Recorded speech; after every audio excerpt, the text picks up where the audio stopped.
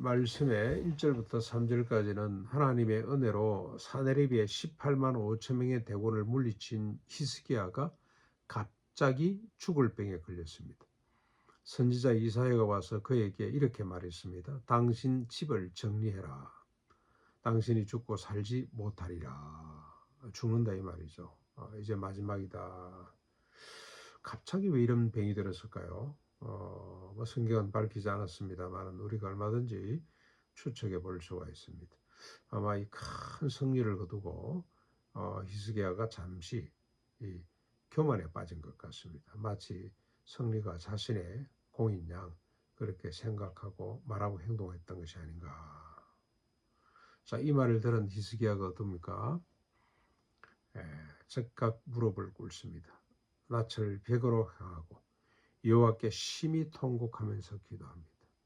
기도 내용은 이렇습니다. 여호와여 구하옵나니 내가 진실과 진심으로 주 앞에 행하며 주께서 보시기에 선을 행한 것 기억해 주십시오. 이 기도가 썩 마음에 들지는 않습니다. 왜냐하면 하나님, 저는 죄인입니다. 저는 부족합니다.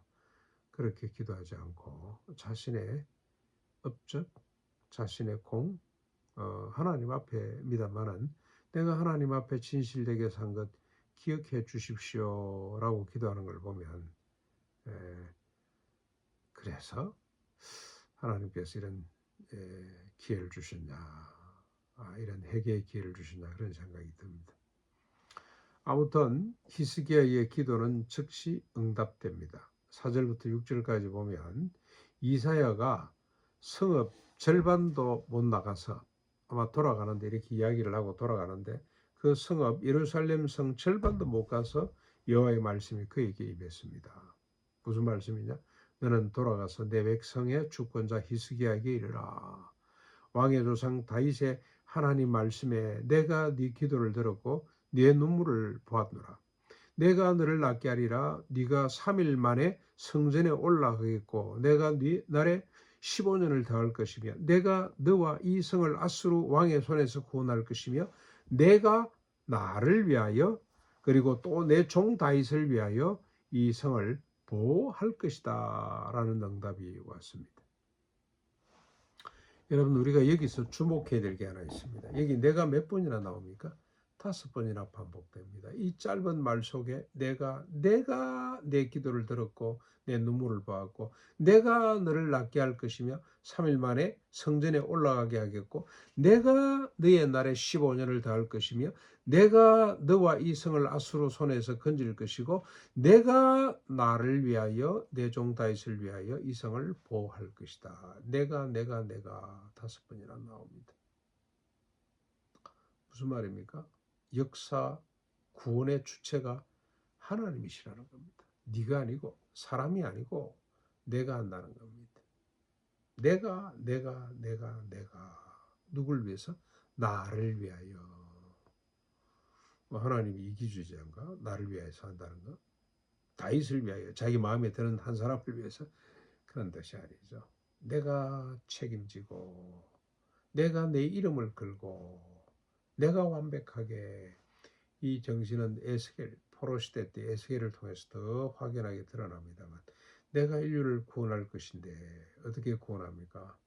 데리고 와서 각국에 흩어졌던, 죄로 말미암아 흩어졌던 사람들을 데리고 와서 맑은 물을 뿌려 예수 그리스도의 피를 뿌려 정결케 하고 딱딱이 돌처럼 굳었던 마음을 멀리 옮기고 어린아이 살처럼 부드러운 마음을 새롭게 넣어줄 것이며 성령을 보내서 하나님의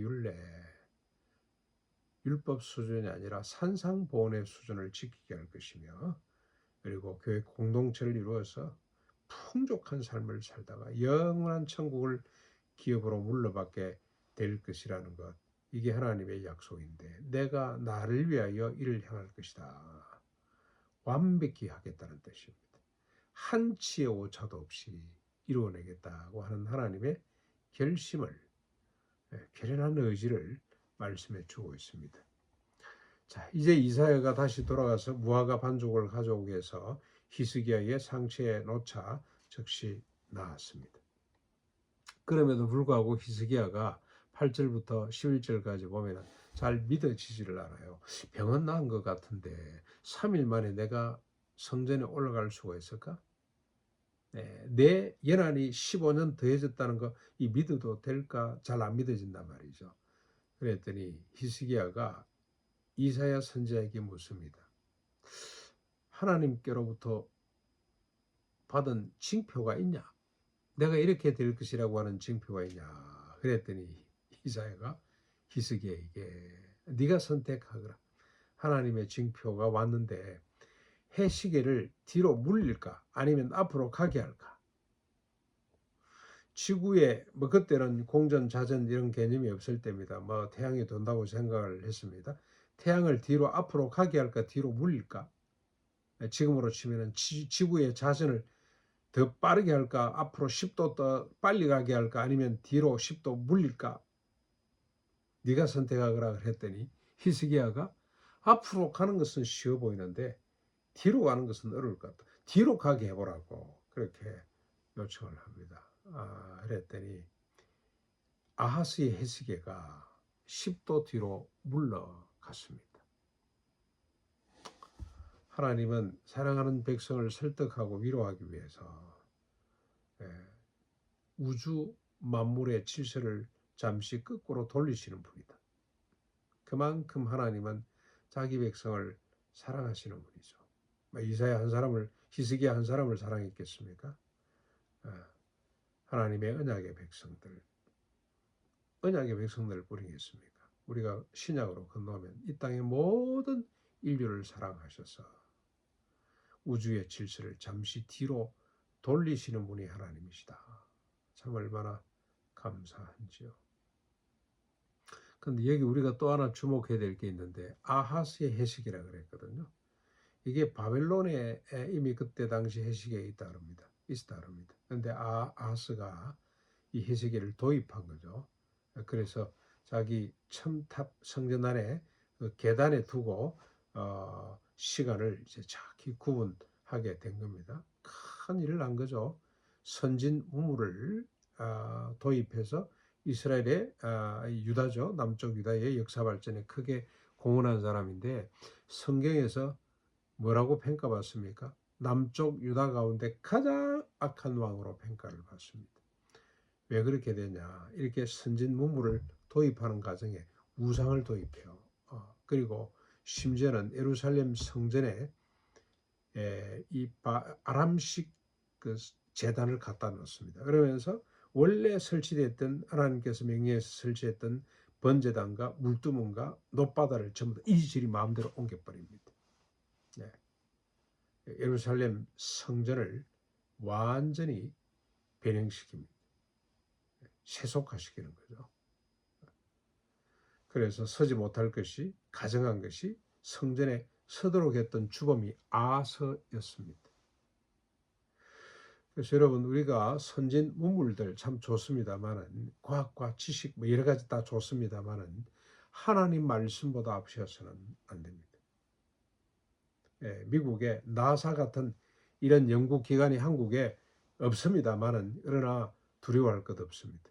우리는 아직까지 이 달에 착륙해 본 적이 없습니다만은 그러나 미국보다 훨씬 더 안전하고 행복하고 이 백성들이 복되게 살 수 있는 길이 있습니다. 그게 뭐냐? 여호와의 말씀, 하나님의 말씀입니다. 613가지를 넘어 산상보훈의 가치를 쫓을 때 그 말씀을 믿고 신뢰하고 순종할 때 우리는 화성을 정복한 나라가 있다면 그 나라보다도 훨씬 더 안전하고 행복하고 복된 국민이 되고 나라가 될 수가 있다는 겁니다. 이걸 믿는 것이 참된 믿음입니다.